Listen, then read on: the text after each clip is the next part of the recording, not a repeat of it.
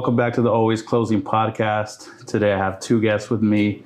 Thank you guys both for doing this. I have Israel and Nyoka from top Lion Realty.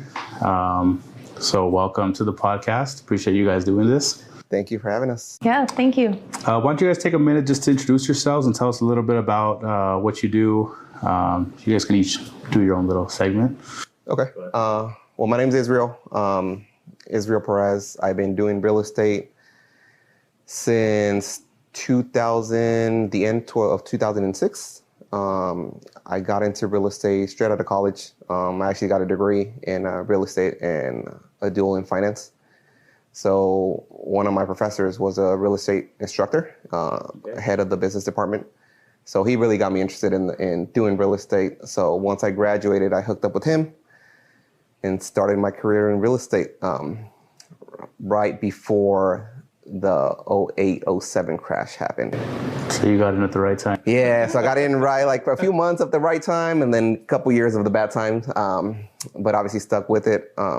And I've been doing it ever since. That's awesome. I got in around the same time. Did you? 2006, 2007. Okay. So yeah, right before the good times. Okay. But you know, when you look at it now, in perspective of everything, those hard years, it's not that long compared to all the good years we've had after that. You know, Yeah, for sure. And before that. Mm-hmm. So I mean, it's good when we have the down markets because obviously it brings in a whole new clientele. And opportunities for people to come in and now buy at better prices. Right. So, yeah, I mean, when the market went down, I actually, everything got slowed down. So I got into taxes. So I did that for quite a few years. Okay. So I learned the tax business. I learned tax law, which is really useful with real estate. Once things started to pick back up with the real estate, then obviously went full force with that again. And I became a broker in 2018. And started a mortgage company in 2020. So we do both. So we do the real estate sales, we do mortgages, and we also do property management. So when we have clients that want to buy investment properties, now we can help them renovate, help them with the purchase, and then help them to get it leased out. That's awesome. I didn't even know about the property management. Yeah, so we started doing that last year, actually because of her. She got a client that needed the services, and I mean, I've done rentals for so long because I have my own investment properties. So I figured it was natural just for us to offer it for our clients since so many of our clients want to invest in real estate. Right. So I figured we would make it easier for them. Okay. How about you? I got my license 5 years ago, and I actually met Israel when I was a waitress at a restaurant, and I couldn't help but notice a few people come in one day, and I overheard them talking about real estate. So I went up and asked if I could learn more, and shortly after that I joined the brokerage, and I don't know how long I was there, maybe a year or so, and met Israel there, went my separate ways to a different brokerage for a year or two, and then once he started his own brokerage and the lending side of things, he actually gave me a call to come join him again. Awesome. Yeah. So I'm guessing that you're talking about Westlake Realty, right? Because where you guys first met? Mm-hmm. Yeah, that was going to lead into my first question is that's where I actually met you. And I guess maybe I did meet you on the maybe. I have bad memory, so maybe I did, maybe I didn't. But I met you when you were working with Verlin at Westlake Realty, where I actually also met Christian. Mm-hmm. He was our second guest on the podcast. Oh, nice. Yeah, so that was quite a while ago, right? So, I mean, I remember back then you were doing really well with Verlin. Mm-hmm. I think I attended a couple of you guys' events, and you were like the top producer there.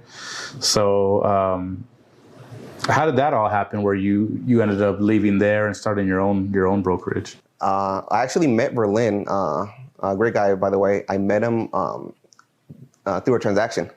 I was helping the buyer. He was helping the seller.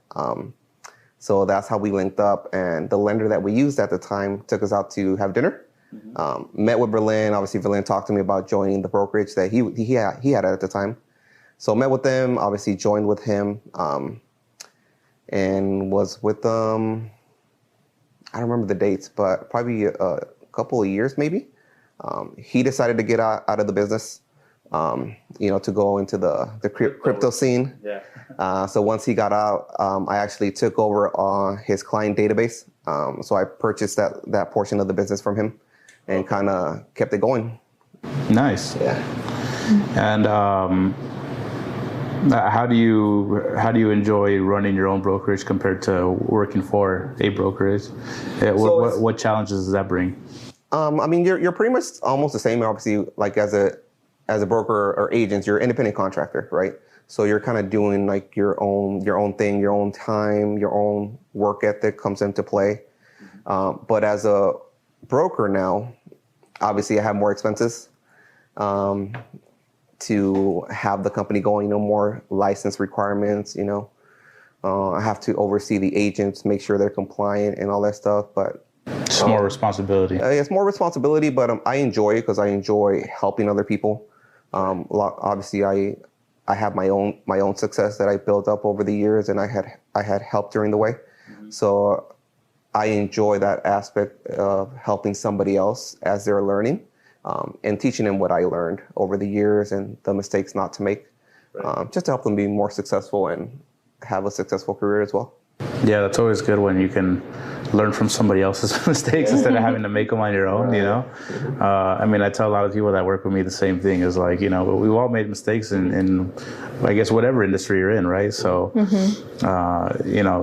take those lessons from the people that have already been there and done that. How do you enjoy working with Israel here at Top Lion now? Oh, I love it. I always liked Israel from the time I met him because I feel like he was different than other agents because he wasn't just a salesperson, big flashy white smile. He had a lot of knowledge, and he didn't have to really sell people. Like, people would be attracted to the knowledge and the benefit he brought. And I really admired that, especially as a spunky, bright-eyed 20-year-old. Yeah. And I was more reserved and shy myself, so I liked that I didn't have to be that big, flashy, real estate agent. Yeah, yeah. And he's helped me a lot over the years. A lot of advice, especially with the lending side of things. So do you guys still have that dynamic still to this day? I would say so. Yeah. He's been a huge influence in my career. That's awesome. Do you guys run the business out of your home? We're here in your home, by the way. Beautiful home that you just gave me the tour. Very nice. You can tell you did a lot of work here, so it looks great. Do you run your business out of your home? So we do. So I thought about getting a location, but 2020 happened, and it didn't make sense, especially with so many agents work from home. Yeah. All the meetings now, trainings are all through online Zoom meetings, over the phone. Eventually, I do want to open up a location, but I would like to purchase a commercial location instead of like leasing something out. But from home, we've been doing it I've been doing it ever since I started, and it's worked out well for me.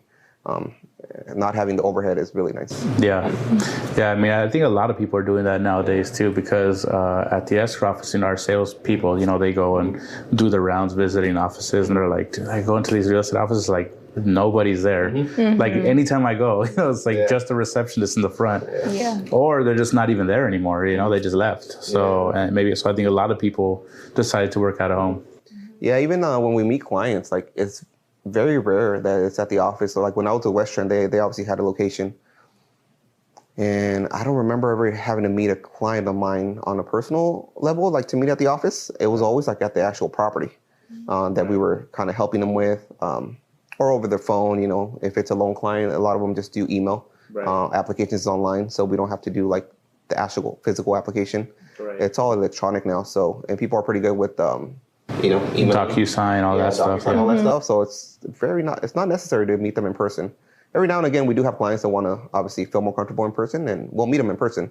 And yeah, I mean, if I need them to come over, they'll usually come over, but it's usually like at the property or for coffee or something like that. Right. So what made you move into the mortgage side of the business?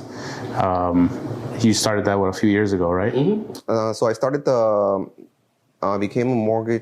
started the mortgage brokerage in, I believe, 2020.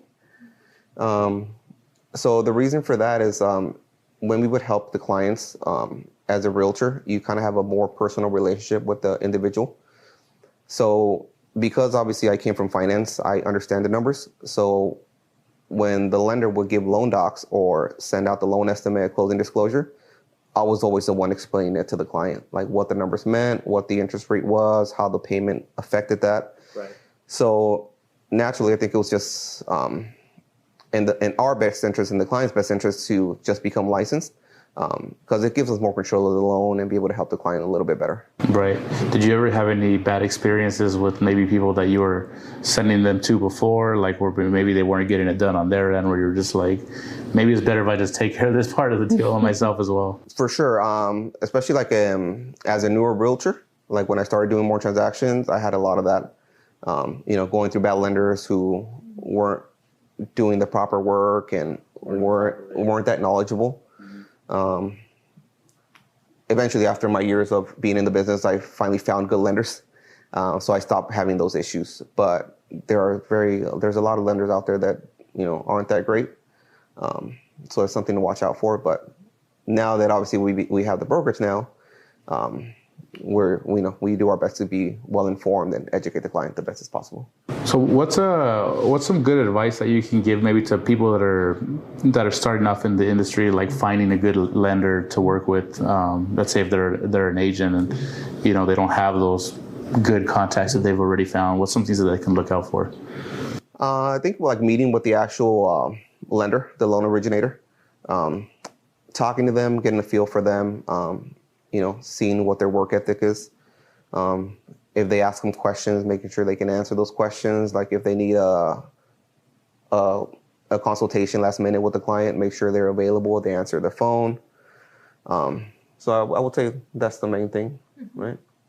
Yeah, I mean, I think that's one of the main things, right? I mean, this business is sometimes it's not a Monday through Friday, like 9 to 5:30 type of thing. Right. So I think some of the people that you want to work with is people that, within reason, that are available like most of the time. The last episode, which we're actually finishing editing today, it'll go live tomorrow, was with my friend Cindy, and like I always joke with her because she does loans as well, but I'd never not see her with her laptop in her hand, like no matter where we're at. Like we can be like at a restaurant or just doing whatever, right? And she always shows up with her laptop because if she gets a call, like she'll open it right there and she just starts working, So, I mean, I guess that's part. I mean, I don't want to say that's necessary for everybody, but it's some good traits to look out for. Oh, for sure.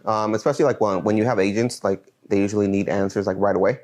So it's good to have somebody who's like, active and, being available right away to kind of run numbers for a client. Right. Yeah. Are you involved on that side of the business as well? I am, yes. Okay. I've been licensed. This is my second year as a loan officer. Okay, awesome.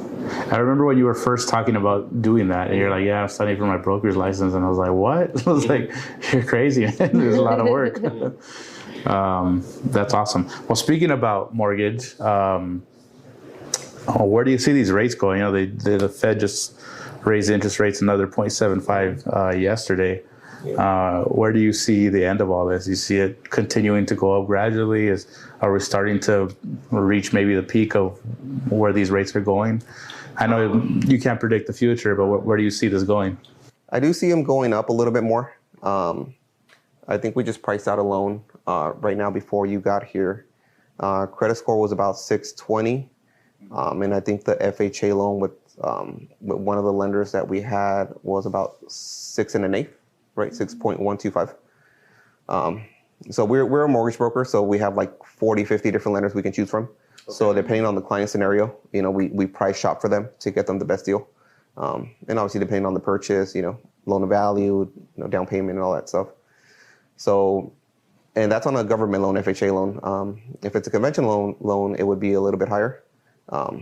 So credit affects all that, down payment affects all that, but I'm kind of thinking in the high sixes. We might be looking at like later on in the year. Okay. And right now they're what, like low sixes? Yeah. How are you seeing that?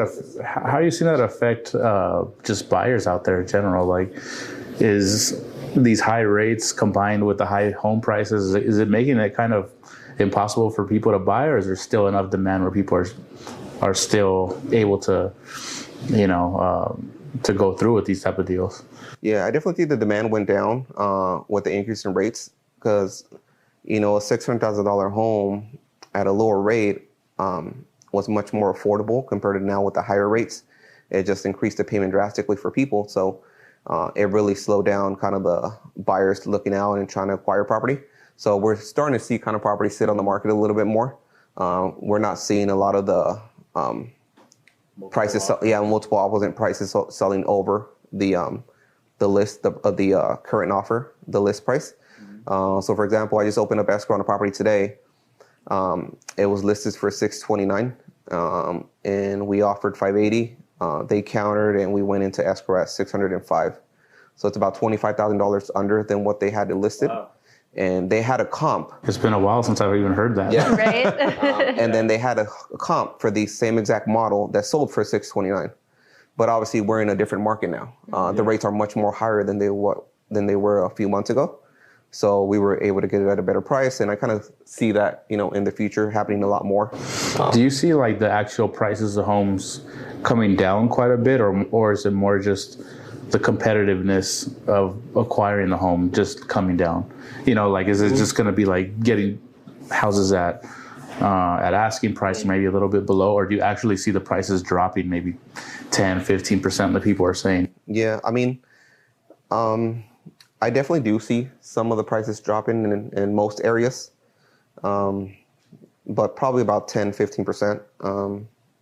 Slowly as the rates start going up a little bit more, the economy is going to slow down. People are not going to want to spend as much money. So I definitely see a price adjustment coming in the future. Okay. So obviously you see some good deals coming up in the future, right? Are you telling people to hold off and wait, or are you still telling people if you're ready, just do it now? If they're ready, we would tell them to kind of do it now, just because you're still better off than renting. Right. The rents are so expensive now. Once you buy a home, it's actually your home. You're paying down your actual loan. Right. And when the rates go back down eventually, then you can just refi, right? You'll just refi, get you a lower rate, drop your payment, and they'll be good. And you also get tax deductions when it's your own home. Unlike when you're renting, there's no deduction for that on the federal side. Right. Yeah. It's, like you said, with renting, it's just kind of insane. I have friends that rent in LA or in Orange County, and they're paying like close to $4,000 for like a 2-bedroom apartment. And I'm like, why don't you just buy a place? Like it's so crazy. But a lot of people don't want to like make that jump, right? I mean, but what would be a good start if someone is ready to, maybe in the near future, ready to buy something? Should they reach out to you soon? When's a good time to kind of start pre-planning the whole thing? As soon as they're ready. So as we tell people whenever they're looking, like, hey, if you're ready to move now, we'll take the loan application, get their financial documents, and do their approval, see what they could actually qualify for. Then based on their credit situation, their down payment, we can kind of see what rate they would be. Okay. And then we can kind of give them a payment estimate. And then if they're comfortable with that payment estimate, then we can start looking, right? If the home is just in the area they want, if it's just too expensive and they're not comfortable with the payment, then we would just tell them, okay, well, we need to wait for the prices to lower a little bit, or you need to move to a different area. So it really depends on the client situation. Most people kind of want to get out of where they are now, stop renting, and just buy something on their own. So those people were able to kind of help right away. Okay. Maybe you can help me with this question is, how did you guys get into the property management? Because I know you said it kind of came from her, right? I had a client, he bought a home, and shortly after he had a pretty major life-changing event and wanted to move, but he didn't want to sell. So we had to rent it out pretty quickly. So that's, where we kind of started rolling the ball from there. And what does that involve for like people that maybe work in the industry but not too involved in property management? Are you just collecting rent, stuff like that? Or are you just dealing with the renters 100% where the owner doesn't really deal with it at all? I mean, in that scenario, yes, the owner wasn't really involved at all. We handled all the money, repairs, everything went through us. We would try to bother the owner as little as possible unless it was something major. Okay. Yeah. To start off, we do like our job is obviously to market the property. So we have a good reputation. It's getting a high rent compared to the other rentals in the area. So when we're representing an owner to lease their property, we try to get as much rent as possible to net them more money. So we do that by obviously doing proper marketing, making repairs to the house to make it look very presentable.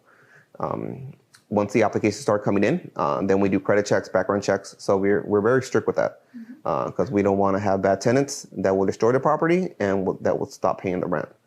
So that's something that we don't want to have. So we're very thorough in the beginning to get a very good tenant. What are some things that you're looking out for when you vet these people? So obviously, when we're looking at the credit, we look at the score, and then we look at their activity. Like, are they late in any of the recent payments? When we're doing the background check, how is that coming? Are there any crimes? We had just one. That Dahlia took the call.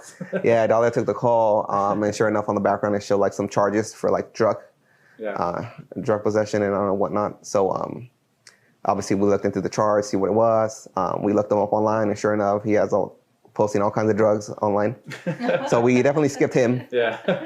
But we were very thorough on that. We don't want to have any issues with the houses, especially when we're representing our clients. We don't want them to be stressed out. Yeah. Cool. Another question I had, especially for you, is do you suggest people go kind of wide on the services that they offer, kind of like how you do? Or is it kind of a lot to handle? Would you suggest that people maybe starting off focus on one thing at a time, and maybe as their experience goes on, or they've been in the industry a little bit longer, then they can start widening the amount of services? And how do you deal with offering so many different things and having so many parts in the deal? So you definitely want to master one first. So once you feel really comfortable with one part of the transaction, then you can grow into something else. Eventually, you're going to get so busy that you're going to need help. So I hired on 2 assistants. They kind of help me and they kind of help the team with anything they might need. But that's after me mastering each part of the business that I wanted to go into. Because obviously you have to train that individual. And it could get very time consuming. So you want to make sure you have the time available to devote the energy into that part of the business. Because it can easily deter you from your other business you might be successful in. Right. So that's why you want to master one first, and then kind of gradually grow into something new. Yeah. Mm-hmm. Would you say the same thing? I would agree with that. Yeah. Okay. And for someone like you, I know you're not done with what you're offering now. So, what else do you have brewing up there? And you got some ideas, and maybe something else you want to start doing? Right. Well, I mean, as far as the real estate, I mean, we have most everything covered, right? We have the mortgages, we have property management, and then we have the sales. Eventually, maybe look into going a little bit more active on the commercial side, possibly. Okay. Maybe learn that part of the business. But obviously, I'm very active in investing, right? Trying to acquire properties, keeping them as rentals. For yourself or for clients? For myself and for clients. Okay. Because we have clients also that are investors that want to acquire properties for long term. Right. Yeah. Okay. All right. Anything else that you want to talk about, maybe mention before we wrap this up? Either of you? I mean, we can talk a little bit like investments. Okay. So I'll give you an example. When acquiring an investment property, I have a property that I acquired a few years ago. Obviously, a few years ago, prices were much better.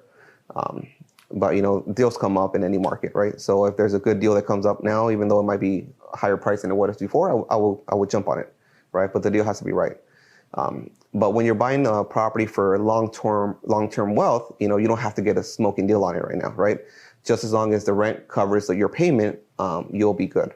How hard is that to do, though? Because I feel like unless you're getting the deal like at a crazy, like discount, and maybe you got to put some work into it or something. Right. I feel like it's hard to stay at least at break even. Is it, or is that a little bit easier than you would think? For sure. Depending on the price and depending on what we can get on the rent, right? So if somebody's looking at a specific area, we estimate as to what the rents are going for that area and then what we could rent it for. We obviously do the payment estimates for them, see what their payment would be. And so on one of my personal properties that I own, I acquired the property a few years ago, so I got it at a good deal. So with renovations and everything, it cost me about $175, and it's up in Apple Valley. Obviously, when I got the property, it was an investment property, so I got my interest rate when I financed it. It was like 5%. obviously when the rates went down in 2020, I refied. So I think I got it down to like 2.5. Nice. So I had it rented for about $2,000 a month. The tenants just left, so I'm renting it again. Obviously the rent went up. So now my goal is to rent it for $2,700 a month. Wow, it's a big jump. So it's a big jump, but it's going to rent. So my payment on that property is probably $1,400 a month, right? So everything else it's income that I'm netting per month. On top of that, the equity you're gaining. Yeah, I'm getting equity every month, right? Because every month the balance goes down on what I owe. Right. So it's just building long-term wealth. So a lot of people ask me like, well, it's a great time to sell. It is a great time to sell, right? But everybody's goal is different, right? So my goal in this situation is to build long-term wealth, right? Right. So that's the reason why I'm not selling now. Is because I don't need the money right now. I'm like, there's no projects that I'm looking to invest in. Right. So I'm just kind of building the wealth for the future, and hopefully when I have the kids, something for them to continue with. It's a good way to look at it. Yeah. So I think of the long-term game. Yeah, because obviously if I sell it now, I could probably net maybe like 225. Mm-hmm. But then you got to think like there's going to be capital gain taxes that I have to pay on it, right? And then you got to go buy something else that's high. If I want to avoid the capital gains, then I have to go buy something else. Right. There's nothing on the market right now that piques my interest that I would want to acquire. So, just hold on to it. Mm-hmm. Yeah, that makes sense. Yeah, but if there's something does come up on the market, then I can just finance it, right? Yeah. Just buy something else, finance it. When you're buying investment property, you need about 15-20% down. So if anybody's looking to invest, make sure you have your money saved. Another way to do it is if you currently own a home, we can convert your current home into a rental. You can move into the new place and then, buy the next property at 5% down. But if you're buying strictly as an investment, you need about 15-20% down. Mm-hmm. Good to know. Well, some very good tips by both of them. Thank you guys again for doing this interview. Thank you, Israel, for inviting me into your house to do this interview. As you can see, a lot of knowledge here from Israel and you as well. So thanks again, guys, for doing this. And we'll see you guys on the next one. Thank you. Thank you.